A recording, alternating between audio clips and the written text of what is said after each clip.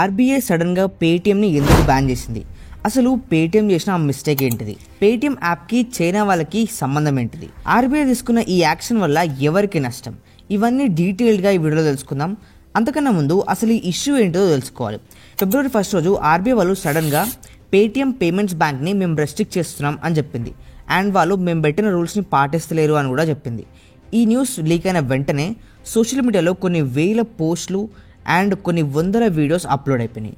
అయితే క్వశ్చన్ ఏంటిదంటే, అసలు ఆర్బీఐ పెట్టిన రూల్స్ ఏంటివి అండ్ పేటీఎం దాన్ని ఎందుకు పాటించలేదు? ఒక కస్టమర్ ఎప్పుడైనా బ్యాంక్ అకౌంట్ ఓపెన్ చేసుకునేటప్పుడు ఆ కస్టమర్కి సంబంధించిన కేవైసీ ఇన్ఫర్మేషన్ అనేది యాప్ వాళ్ళు తీసుకుంటూ ఉంటారు.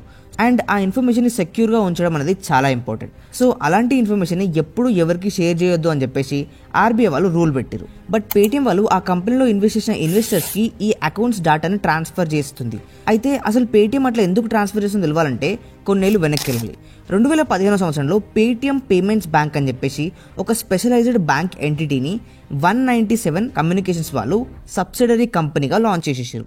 అంటే ఈ 197 కంపెనీలో పేటీఎం అనేది ఒక company and Paytm payments bank అనేది ఇంకో సబ్సిడరీ కంపెనీ. అయితే ఇలా ఒక ప్రైవేట్ కంపెనీ వాళ్ళు బ్యాంక్కి సంబంధించిన సర్వీసెస్ ఇస్తాం అని చెప్తే ఆర్బీఐ వాళ్ళు అంత ఈజీగా పర్మిషన్స్ ఇవ్వరు. కానీ ఈ పేటీఎం వాళ్ళు వాళ్ళ వెనక్కి తిరిగి చాలా కష్టపడి లైసెన్స్ సంపాదించుకురు. ఆ తర్వాత 2017లో పేటీఎం వాళ్ళు అప్పటి నుంచి ఇండియాలో ఆపరేషన్స్ చేయడం స్టార్ట్ చేసేసారు. మెయిన్గా వీళ్ళు బ్యాంక్కి సంబంధించిన సర్వీసెస్ని ఆఫర్ చేస్తూ ఉంటారు. ఎగ్జాంపుల్కి savings account, money transfer, bill payments and recharge చేయించడం ఇలాంటివన్నీ ఇస్తుంటారు. ఇప్పుడంటే మనకు కామన్ అయిపోయింది, కానీ అప్పట్లో చాలా పెద్ద విషయం. అయితే 2018 నుంచి 2021 మధ్యలో ఈ కంపెనీని ఎక్స్పాండ్ చేయాలని చెప్పేసి వాళ్ళ పోర్ట్ఫోలియో లోపలికి కొత్త ప్రొడక్ట్స్ లాంచ్ చేశారు. ఎగ్జాంపుల్కి virtual debit cards, FASTags and recurring payments లాంటివి లాంచ్ చేసి చాలా స్పీడ్గా గ్రో అవుతూ ఉండే. సో అంత బాగా నడుస్తుంది అనుకున్న టైంలో మార్చ్ 2022 వచ్చింది. అప్పుడు ఆర్బీఐ వాళ్ళు ఈ పేటీఎం కంపెనీ లోపలికి యాన్యువల్ ఇన్స్పెక్షన్ లోపలికి వచ్చారు. సో అట్లా ఇన్స్పెక్ట్ చేసేటప్పుడు వాళ్ళకి మేజర్గా 3 ఇష్యూస్ అనేవి దీంట్లో కనిపించినాయి. Number 1, KYC norms. Customer data ఎవరికి ట్రాన్స్ఫర్ చేయొద్దు అని చెప్పేసి ఆర్బీఐ రూల్స్ పెట్టింది. బట్ వీళ్ళ ఇన్వెస్టర్స్కి డబ్బు ట్రాన్స్ఫర్ చేస్తారు. సరే ఓకే, చేస్తే చేసింది అని అనుకుందామంటే అందులో ఒకటి చైనీస్ కంపెనీ కూడా ఉంది, మేజర్ స్టేక్ ఓన్ చేస్తూ ఉంది. దీనివల్ల అకౌంట్స్ మిస్యూజ్ అవ్వచ్చు, మనీ లాండరింగ్ లాంటివి కూడా జరగవచ్చు అని చెప్పేసి ఆర్బీఐ వాళ్ళు చెప్పారు. రెండోది ట్రాన్సాక్షన్ మానిటరింగ్. అయితే వీళ్ళు దీన్ని చెక్ చేసినప్పుడు సస్పిషియస్గా కొన్ని అకౌంట్స్లో ఇల్లీగల్లీ మనీ ట్రాన్స్ఫర్ అవుతుంది అండ్ వాళ్ళ అమౌంట్ వేరే వాళ్ళకి ట్రాన్స్ఫర్ అవ్వడం, లేకపోతే కొన్ని ఫేక్ అకౌంట్స్ కనిపించడం లాంటివి వీళ్ళు అబ్జర్వ్ చేశారు. సో ఎవరో వీళ్ళ అకౌంట్స్ని కంట్రోల్ చేస్తున్నారు అండ్ ఎక్కడికో తెలియకుండా మనీ ట్రాన్స్ఫర్ అవుతుంది అని చెప్పేసి చెప్పారు. మూడోది సైబర్ సెక్యూరిటీ. ఇలాంటిది ఏదైనా కస్టమర్ అకౌంట్స్లో జరుగుతున్నప్పుడు వాళ్ళు వాళ్ళ డేటా సెక్యూర్ చేయాలి కదా, మొత్తం అంతా వాళ్ళ కంట్రోల్లో తెచ్చుకోవాలి కదా. కానీ పేటీఎం వాళ్ళు ఇలాంటిది ఏమీ చేయకుండా నెగ్లెక్ట్గా ఉన్నారు. అండ్ వీళ్ళు ఈ చైనీస్ యాప్స్కి డేటా షేర్ చేస్తున్న విషయం కూడా ఆర్బీఐ వాళ్ళకి ముందే చెప్పలేదు. సో అప్పుడు ఆర్బీఐ వాళ్ళు ఏం చేశారంటే పేటీఎం వాళ్ళకి వార్నింగ్ ఇచ్చేసి మీరు ఎంత తొందరగా వీలైతే అంత తొందరగా ఇవన్నీ ఆపేసేయండి, లేకపోతే మీ మీద సివియర్గా యాక్షన్ తీసుకోవాల్సి వస్తుంది అని చెప్పేసి వార్నింగ్ ఇచ్చింది. బట్ పేటీఎం వాళ్ళు వినలేదు. అందుకే ఆర్బీఐ వాళ్ళు 2022 సంవత్సరంలో పేటీఎం పేమెంట్స్ బ్యాంక్ వాళ్ళ యాప్లోకి కొత్త కస్టమర్స్ రాలేరు అని చెప్పేసి ఒక రెస్ట్రిక్షన్ పెట్టింది. మీకు ఇప్పటి వరకు ఉన్న కస్టమర్స్తోనే మీరు మీ సర్వీసెస్ని షేర్ చేసుకోవచ్చు అని చెప్పేసి అప్పుడు బ్యాన్ పెట్టేసింది. అయితే అప్పటికే ఈ కంపెనీలో 30 కోట్ల మంది వ్యాలెట్స్ యూజ్ చేస్తున్న వారు ఉన్నారు అండ్ 6 కోట్ల మంది అకౌంట్స్ క్రియేట్ చేసుకున్న వాళ్ళు కూడా ఉన్నారు. అయితే ఆర్బీఐ వాళ్ళు ఆ తర్వాత ఏం చెప్పారంటే, ఒకవేళ మేము పెట్టిన రూల్స్ని కరెక్ట్గా పాటిస్తే ఇవన్నీ మళ్ళీ తీసేస్తామని కూడా చెప్పింది. బట్ పేటీఎం కంపెనీ వాళ్ళు ఈ డేటా ట్రాన్స్ఫర్ అనేది ఆపలేరు. ఎందుకంటే అప్పట్లో ఈ కంపెనీలో 23.79% స్టేక్ అనేది ఒక చైనీస్ కంపెనీయే ఓన్ చేస్తుంది. సో అంత పర్సెంట్ స్టేక్ ఉంది కాబట్టి వాళ్ళు ఎలా చెప్తే ఈ కంపెనీ అలా వినాలి. అండ్ అంత స్టేక్ని ఎవరు ఓన్ చేస్తారంటే అలీబాబా కంపెనీ ఫౌండర్ అయిన జాక్మా. అయితే ఈయనకు సంబంధించిన యాంట్ ఫైనాన్షియల్ అనే ఒక కంపెనీ వాళ్ళు ఈ పేటీఎం యాప్లో ఇంత పర్సెంట్ స్టేక్ని ఓన్ చేస్తారు. అండ్ ఈ పేటీఎం కూడా ఈ కస్టమర్స్ డేటా మొత్తాన్ని వాళ్ళకే పంపిస్తుంది. మనం ఇప్పటికే చాలాసార్లు చైనాకి సంబంధించిన లోన్ యాప్స్ గురించి, ఫైనాన్షియల్ యాప్స్ గురించి వినే ఉన్నాం. వీళ్ళు మీకు ఈజీగా లోన్ ఇప్పిస్తాం అని చెప్పేసి ఒకవేళ మీరు ఆ లోన్ కట్టలేకపోతే ఇంట్రెస్ట్ రేట్ చాలా ఎక్కువ పెంచేసి అలా మీ డబ్బులన్నీ లాక్కోవడం, లేకపోతే ఇలాంటి యాప్స్లో లాగిన్ అయినందుకు మీ డేటా మొత్తం వాళ్ళ దగ్గర పెట్టుకోవడం లాంటివి చేస్తూ ఉంటారు. సో అట్లా చేస్తుంది కాబట్టి ఇండియా అప్పట్లో చాలా చైనీస్ యాప్స్ని బ్యాన్ చేసేసింది కూడా.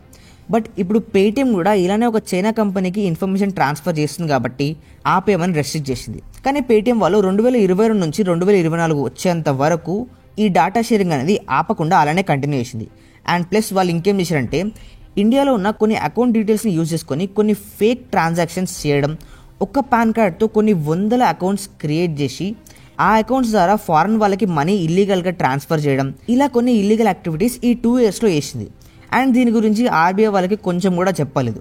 సో ఈ విధంగా 2022లో పెట్టిన రెస్ట్రిక్షన్స్ అండ్ ఇప్పుడు మళ్ళీ ఇలా చేస్తున్నందుకు 2024లో కూడా ఈ రెస్ట్రిక్షన్స్ పెట్టింది. కానీ ఈ రెస్ట్రిక్షన్స్ ఎంత సివియర్గా ఉన్నాయంటే వీటి వల్ల ఏ కస్టమర్ కూడా మళ్ళీ ఈ యాప్స్లోకి ఎంటర్ కాలేరు. సో అందులో మొదటి restrictions no new deposits or credit transactions. March 1 నుండి ఏ కస్టమర్ కూడా వాళ్ళకి సంబంధించిన పేటిఎం అకౌంట్స్లో పైసలు డిపాజిట్ చేయలేరు అండ్ వాళ్ళకున్న వ్యాలెట్స్ని, ప్రీపెయిడ్ ఇన్స్ట్రుమెంట్స్ని, ఫాస్టాగ్స్ని యూజ్ చేసుకోలేరు. సెకండ్, ఇప్పుడు ఇచ్చిన ఈ మంత్ గ్యాప్లో అందులో ఉన్న కస్టమర్స్ అందరూ వాళ్ళ వ్యాలెట్లో ఉన్న పైసలు, ఫాస్టాగ్స్లో పెట్టినవన్నీ అండ్ సేవింగ్స్ అండ్ కరెంట్ అకౌంట్స్లో ఉన్న మనీ మొత్తం విత్డ్రా చేసుకోవాలి అని చెప్పేసి చెప్పింది. థర్డ్ది, ఇప్పుడు ఈ PPBL Paytm payments bank limited వాళ్ళు అకౌంట్ యూజర్స్కి ఇవ్వద్దు అండ్ అడిషనల్ బ్యాంక్ బెనిఫిట్స్ని కూడా ఇవ్వద్దు. లైక్ ఫండ్ ట్రాన్స్ఫర్ చేయడం, బిల్ పేమెంట్స్, యూపీఐ ఫెసిలిటీస్, ఇలాంటివన్నీ ఈ February 29 తర్వాత అస్సలు ఇవ్వద్దు అని చెప్పేసి పేటిఎంని కూడా రెస్ట్రిక్ట్ చేసేసింది. సో ఇప్పుడు ఫైనల్ క్వశ్చన్ ఏంటిదంటే ఇలా బ్యాన్ అవ్వడం వల్ల ఎవరెవరి మీద ఇంపాక్ట్ పడబోతుంది అండ్ ఎవరెవరికి నష్టం రాబోతుంది? డైరెక్ట్ ఇంపాక్ట్ అనేది ఎగ్జిస్టింగ్ PPBL కస్టమర్స్కి పడబోతుంది. ఎందుకంటే వాళ్ళు అందులో ఫాస్టాగ్స్ యూజ్ చేయడం, వ్యాలెట్ యూజ్ చేయడం, అకౌంట్స్లో ఫండ్స్ వేసుకోవడం ఇవన్నీ చాలా అలవాటు అయిపోయి ఉంటాయి. సో ఇప్పటి నుంచి వీళ్ళు ఇవన్నీ యూజ్ చేసుకోలేరు కాబట్టి ముందు ముందు వాళ్ళకే ఇంపాక్ట్ పడుతుంది అండ్ అడిషనల్ బ్యాంక్ సర్వీసెస్ కూడా వాళ్ళకి రావు కాబట్టి ఈ విధంగా ఫస్ట్ ఇంపాక్ట్ కస్టమర్స్ మీద పడుతుంది. సెకండ్, ఈ PPBLలో పనిచేస్తున్న ఎంప్లాయీస్ మీద పడుతుంది. ఎందుకంటే ఆర్బీఐ వాళ్ళు ఇన్ని రూల్స్ పెట్టడం వల్ల అందులో ఉండే ఏ ఎంప్లాయీ కూడా ఇప్పుడు ఆ కంపెనీ ఉంటుందో పోతుందో లేకపోతే ఆ కంపెనీ సస్టైనబుల్గా ఉండనిక అందులో ఉండే ఎంప్లాయీస్ని తీసేసే ప్రమాదం ఉంటుంది. సో అందుకే చాలామంది ఎంప్లాయీస్కి ఒక థ్రెట్ ఉంది. థర్డ్ది, పార్ట్నర్షిప్ అండ్ మర్చెంట్స్. ఈ PPBL యాప్ని నమ్ముకొని చాలా బిజినెసెస్ అనేవి నడుస్తూ ఉన్నాయి ఇప్పటికీ అండ్ చాలా అకౌంట్స్ అనేవి మేజర్గా ఎక్కువదాన్ని నమ్ముకొని కూర్చున్నాయి. సో వీళ్ళ మీద కూడా ఇంపాక్ట్ పడుతుంది. ఇండైరెక్ట్ ఇంపాక్ట్ ఎవరెవరి మీద పడుతుంది అంటే ముందు పేటిఎం బ్రాండ్ మీద పడుతుంది అండ్ ఇక్కడ నుంచి జనాలు పేటిఎం కంటే వేరే వేరే ఆల్టర్నేటివ్స్ అయినా PhonePe, Google pay, Bharat pay, post pay ఇలాంటి యాప్స్ని వాడడం స్టార్ట్ చేస్తూ ఉంటారు. సో సెకండ్ ఇండైరెక్ట్ ఇంపాక్ట్ దీంట్లో ఇన్వెస్ట్ చేసిన షేర్ హోల్డర్స్కి పడుతుంది అండ్ దాని రిజల్ట్ మనం ఎప్పుడో చూసినాం.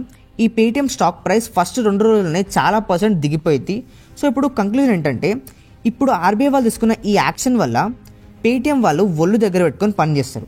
బట్ మెయిన్ విషయం ఏంటంటే మనం ఈ కాలంలో ఏ యాప్ని, వెబ్సైట్ని, సర్వీసెస్ని పూర్తిగా నమ్మలేం. ఇప్పుడు ఓన్లీ పేటిఎం మాత్రమే నమ్ముకున్న వాళ్ళందరి పరిస్థితి ఎట్లుంటుందో మనం చెప్పలేం. అయితే బాగా ఇన్వెస్ట్మెంట్స్ చేసేవాళ్ళు ఎప్పుడు ఒక మాట చెప్తూ ఉంటారు, don't put all eggs in one basket అని. అంటే మనం దేంట్లోనే పైసలు పెట్టేటప్పుడు ఒక్క దాంట్లోనే పైసలు పెట్టడం అండ్ ఎవరైనా నమ్ముకునేటప్పుడు ఒక్కనే నమ్ముకోవడం లాంటివి చేయొద్దు. ఎప్పుడు ఒక ప్లాన్ బి ఉండాలని చెప్పేసి దాని అర్థం. సో దీన్ని మనం మన రియల్ లైఫ్లో కూడా అప్లై చేసుకోవాలి. ఎందుకంటే ఈ యాప్కి జరిగినట్టు ఇప్పుడు మనం యూజ్ చేస్తున్న ఏ యాప్కైనా జరగచ్చు. సో ఫ్రెండ్స్, ఇది వీడియో నచ్చితే వీడియోని లైక్ చేయండి, షేర్ చేయండి. మరిన్ని ఇలాంటి వీడియోస్ కోసం మన ఛానల్ సబ్స్క్రైబ్ చేసుకోండి. See you in the next video and thank you for watching. This is Sai Vardhan signing of.